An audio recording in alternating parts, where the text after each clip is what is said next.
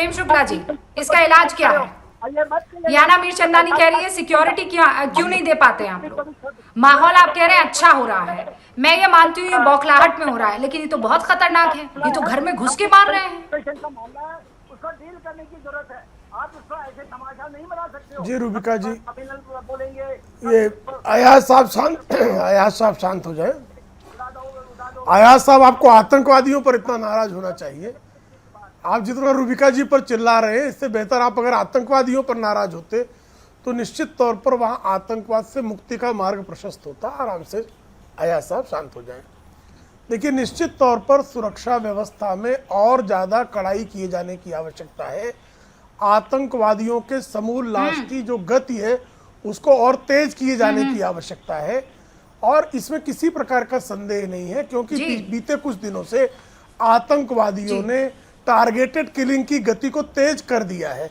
लेकिन एक चीज रूबिका जी और लगता है जो निश्चित तौर पर कहा जाना चाहिए, जिस पर याना जी भी जो मुद्दा उठा रही हैं, सुरक्षा एजेंसियों की जो दायित्व है उसके निर्वाह में निश्चित तौर पर तेजी हो, लेकिन वहां के कश्मीर के समाज को भी खड़ा होना पड़ेगा कि वहां की महिलाओं के विरुद्ध जिस तरह से आतंकवादी कश्मीर की घाटी को अफगानिस्तान बनाना चाहते हैं, तालिबानीकरण करना चाहते हैं, उसके खिलाफ कश्मीर के समाज से भी आवाज बुलंद करनी पड़ेगी। कश्मीर का समाज अगर इसी तरह से इस तरह के आतंकी गतिविधियों को, तालिबानीकरण को, अगर वहां का पुरुष वर्ग समर्थन देता रहा, चुप्पी साधता रहा, तो इसके भी जो है नुकसान निश्चित है।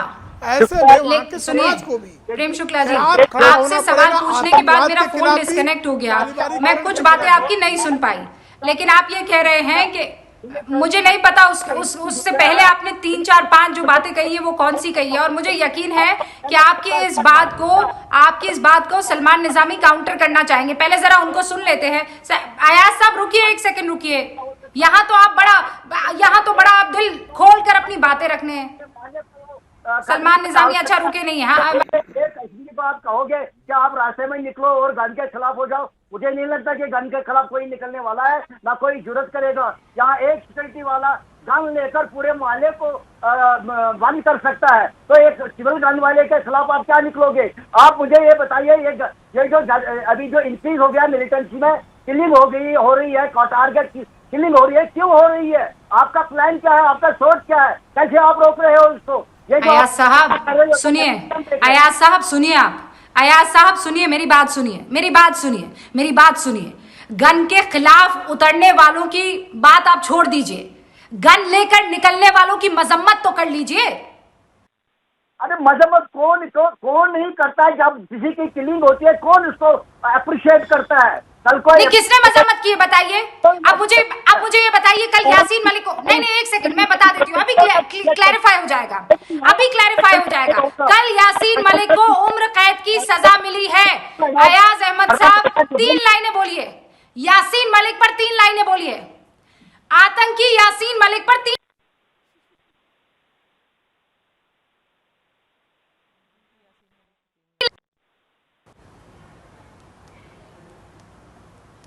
हेलो, हाँ बोलिए ना, यासीन मलिक पर 3 लाइनें बोलिए आप। क्या 3 लाइन क्या बोला? आप पूछिए तो सही, क्या बोलना है? क्या बोलना है? हाँ बताइए। यासीन मलिक को कल उम्र कैद हुई है, आतंक फैलाने के एवज में यासीन मलिक को उम्र कैद हुई है, बोलिए। यासीन मलिक को कन्विक्ट है, उसको सजा हो गई, और उसने इकरार जुर्म किया अदालत में, अभी वो जेल में है। वो 3 लाइनें मैंने बोल दी, और क्या बोल सकता हूँ मैं? और क्या बोलना है मुझे? नहीं और बोलिए ना, मैं जानना चाहती हूँ यासीन मलिक कैसा आदमी है, मुझे समझाइए तो। कैसा आदमी है यासीन मलिक? एक लाइन तो मैंने बोली कि उसको सजा हो गई, दूसरी लाइन ये बोली कि उसने जुर्म किया। अरे सजा हो गई तो मेरा बेटा 6 साल का वो भी बोल देगा। उम्र कैद की सजा हुई है यासीन मलिक पर, मेरा बेटा 6 साल का है, वो भी बता देगा।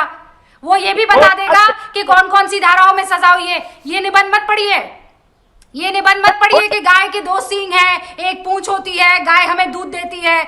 ये निबंध नहीं चाहिए मुझे। यासीन मलिक कैसा आदमी है, इस पर 3 लाइन बताइए। जो भी धाराएं उसके खिलाफ लगाई गई है वो सब उसे कबूल की है। अब उसने कबूल क्यों की, क्यों डिफेंड नहीं किया अपने आप को, वो भी देखने की बात है। उसने सारा एक्सेप्ट कर दिया। अरे आप छोड़िए ना उसके कबूल करने नहीं करने पर, मुझे कोई इंटरेस्ट नहीं है।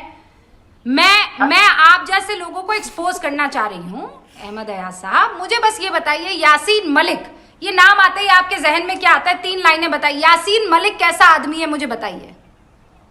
बताया मैंने आपको, आपने मैं तो जाती तौर उसको जानता नहीं हूँ, लेकिन मैंने 3 चीजें बताई आपको। उसके खिलाफ जो भी धाराएं लगाई है उसे सारा एक्सेप्ट किया। ज्यादा तौर पर मैं जानती हूँ क्या? मैं जानती हूँ क्या? यासीन मलिक ने हिंदुस्तान के सीने पर जो खंजर भोंका है, यासीन मलिक ने आतंकियों के साथ मिलकर जो हवाला के जरिए पैसा यहाँ पत्थरबाजों को बांटा है, यासीन मलिक ने यहाँ पर जो हड़तालें करवाकर कश्मीर को पीछे धकेला है, यासीन मलिक ने आतंकवादियों के साथ जो गलबैया की है, उसके बारे में 3 लाइन बोलिए ना, बोलिए। हो गए ना उसका सेंटेंस, उसका सजा हो गए ना। अब क्या कर रहे हैं? अब तो सजा हो गया उसको, अब क्या कर रहे हैं? सजा तो दे दिया उसको कोर्ट ने, अब हम क्या बात करेंगे? सजा से मतलब नहीं है मुझे, यासीन मलिक पर 5 लाइनों से मतलब है। वो कैसा आदमी है बताइए मुझे। नहीं, मैं हिंदुस्तान का दुश्मन है। मैं जाती तौर उसको जानता नहीं हूँ, लेकिन जो भी सामने हाँ, आया, मैं आसान कर लेती हूँ। हाँ ठीक, जाती तौर पर नहीं जानते ना। ओके, अहमद अयाज साहब, यासीन मलिक हिंदुस्तान का दुश्मन है। आगे उसने एक्सेप्ट किए, खत्म बात। तो उसमें और बात। अरे भाईजान मैं आपके लिए आसान कर रही हूँ ना। आप ये पर्चा आपके लिए थोड़ा डिफिकल्ट है सवाल, मैं आसान कर रही हूँ। मैं ऑप्शन देती हूँ। यासीन मलिक हिंदुस्तान का दुश्मन है, हाँ कि ना? ऑप्शन ए हाँ, ऑप्शन बी ना। नहीं, अब देखो ये आपके हिसाब से क्या है क्या नहीं है वो आप सोच सकती हो, लेकिन हिंदुस्तान के खिलाफ कहीं उसने मुझे मैं आपके हिसाब से नहीं, हिंदुस्तानी के हिसाब से, हिंदुस्तानी के हिसाब से अहमद अयाज साहब, यासीन मलिक हिंदुस्तान का दुश्मन है कि नहीं? ऑप्शन ए हाँ, ऑप्शन बी ना। हाँ या ना में जवाब दीजिए। आसान सवाल पूछा है। मैं यासीन मलिक का सपोर्टर नहीं हूँ, लेकिन ये बात जरूर है उसने कभी ये हिंदुस्तान के खिलाफ कोई झंडा लेकिन नहीं चाहिए। आप उसके सपोर्टर है जो हिंदुस्तान के खिलाफ जो है, जो मुझे मालूम, हिंदुस्तान के खिलाफ जो आदमी दिन रात कॉन्स्पिरेसीज क्रिएट कर रहा हो, कॉन्स्पायर कर रहा हो, आप उस आदमी के साथ है कि नहीं है? Rubika, you are becoming very good Ahmad Ayaz sahab, thank you. I am not becoming anything. मैं आपको एक्सपोज कर रही हूँ अहमद अयाज साहब, मैंने आपको एक्सपोज कर लिया। 370 पर 500 लाइनें बोलेंगे। हाँ, आर्टिकल 370 पर 500 लाइनें आपके पास रटी हुई है, और यासीन मलिक के खिलाफ ऑप्शन ए या ऑप्शन बी चुनने में धरती फट रही है, कलेजा आपका मुंह को आ रहा है, पसीने पसीने हो रहे हैं। आप जैसे लोगों की वजह से कश्मीर में दिक्कतें हैं, आप जैसे लोगों की वजह से लोगों को परेशानियां हो रही है। सुशील पंडित साहब की बात की, लेकिन उसने हिंदुस्तान के सब हो गया। अब मुझे जो देश की जनता को बताना था अहमद अयाज साहब, मैंने बता दिया है। आप एक्सपोज्ड है। हिंदुस्तान के दुश्मन को दुश्मन कहने में जो आदमी कतराए, वो भी सबसे बड़ा दुश्मन है। सुशील पंडित साहब, ऑप्शन ए के ऑप्शन बी? यासीन मलिक देश का दुश्मन है, ऑप्शन ए के ऑप्शन बी? मुझसे पूछा आपने रुबिका जी? जी सुशील साहब। मुझे नहीं लगता कि देश ने ऐसे दुश्मन बहुत ज्यादा देखे होंगे।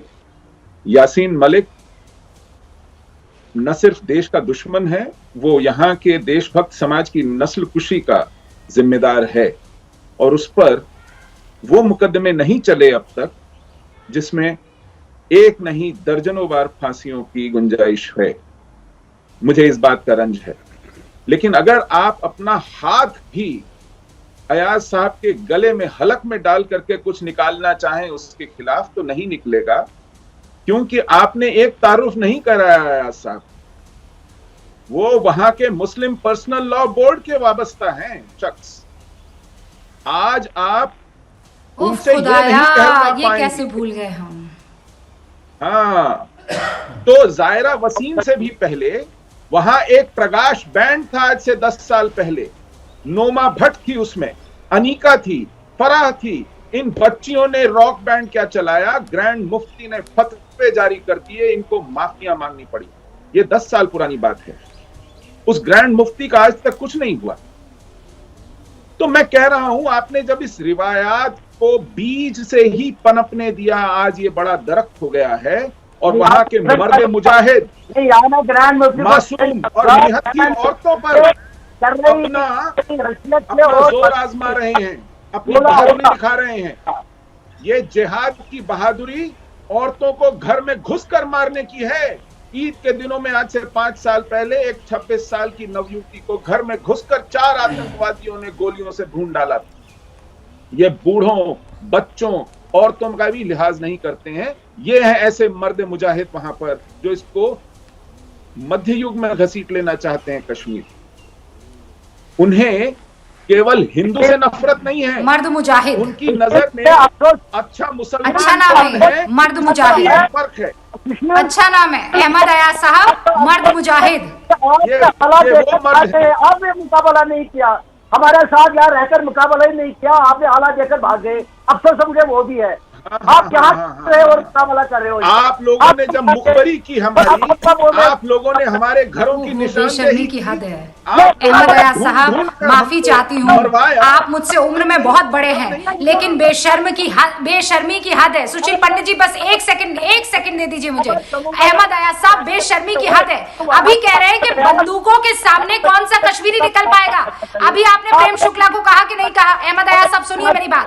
अभी आप दोहरे रवैये की पराकाष्ठा पार कर रहे हैं। अभी आपने प्रेम शुक्ला को ये कहा कि कौन निकलेगा बंदूक लिया आतंकवादियों के खिलाफ, और आप कश्मीरी पंडित को ये कह रहे हैं कि तुम जमीन छोड़कर भाग गए। क्यों? वहां पर उनको सेब दिए जा रहे थे। अहमद अयाज साहब, आप इनको भर के चावल दे रहे थे। कितने लोग आए हैं इनके सपोर्ट में? रुबिका, यहाँ रुक के मुकाबला क्यों नहीं किए? दिल्ली में बैठ के हमको बोलते हैं आप सड़क पर निकलो गन के खिलाफ। ये क्यों भागी है फिर बंदूक के डर से? क्यों नहीं आ रहे हो मुकाबला किया? अस्तगफिरुल्लाह, अस्तगफिरुल्लाह, शर्म कीजिए। आपकी भाषा में आपको समझाने की कोशिश कर रही हूँ। मुस्लिम पर्सनल लॉ बोर्ड के मेंबर है ना आप, इसीलिए कह रही हूँ। इस्तगफार कीजिए। आप कैसी बातें कर रहे हैं? अभी कह रहे हैं एक बंदूक के आगे कश्मीरी कैसे निकलेंगे, और यहाँ पर सारे के सारे आतंकवादी इन कश्मीरी पंडितों के घरों के बाहर बंदूकें लेकर खड़े हो गए थे। और आप ये कह रहे हैं कि वो अपने घरों से, अपने घर को छोड़कर क्यों भाग गए? तो क्या करते? मर जाते? क्या करते? एथनिक क्लेंजिंग का शिकार हो जाते? मुसलमानों के लिए नहीं था। पहले सबसे पहले मुसलमान नहीं मारे गए। सबसे पहला मुस्लिम जो है मोहम्मद हलवाई, वो नहीं मारा गया। सबसे पहला जो हमला हुआ वो मोहम्मद वटाली के कारण हमला नहीं हुआ। तो लेकिन प्रॉब्लम है कि वो भाग नहीं सकते थे, उनके पास भागने का बदला। और आप कह रहे हैं जो कश्मीरी पंडितों के साथ हुआ वो सही हुआ, आप ये कह रहे हैं? मेरा सवाल सुनिए और जवाब दीजिए। आप ये कह रहे हैं कश्मीरी पंडितों के साथ जो हुआ वो सही था, बदला लिया गया? सुशील पंडित जी, सुशील पंडित हमारे पास कभी यही नहीं सही कह रहे हैं। मुसलमान बाहर निकल के एक बात आपकी सही है, उसका कभी ये मैं आगे नहीं सुनना चाहूंगा कि ये हमको ये कहे कि सड़क को और बंदूक के खिलाफ और खुद बैठेगा दिल्ली में। उसकी जानकारी लोगों को मिलती है। पहले तो मैं कश्मीरी सुनना नहीं चाहेंगे।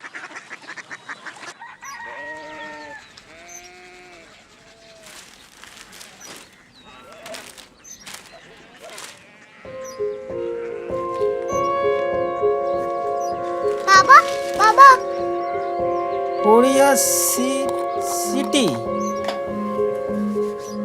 জানি না।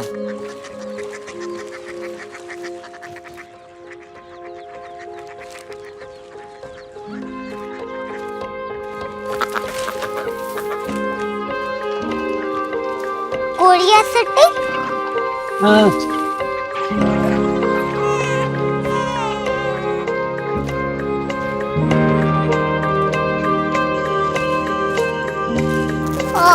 कोरिया सिटी कहाँ पे है? शहर अंग्रेजी लगे हैं।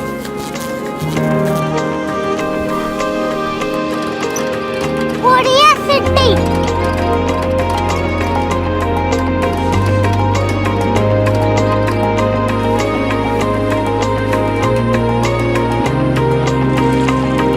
वो बहुत दूर है।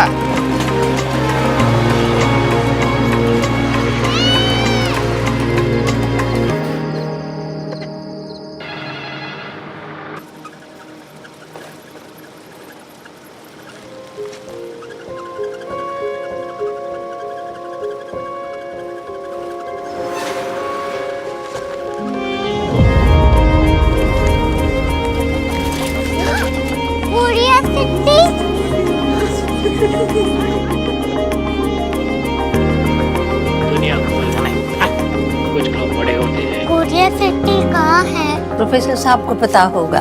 हो, ये छोटा वाला ग्लोब लगता है। और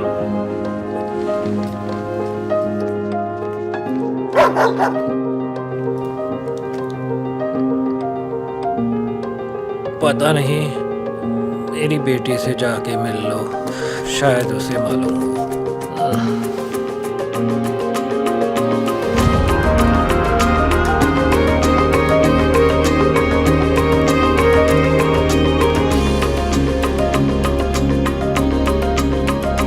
हाय, बाबा ने भेजा है। Come here. Curiosity. Korea city नहीं, क्यूरियोसिटी। वो क्या? That's what brought you here. जो तुम्हें यहाँ तक ले आया। क्यूरियोसिटी।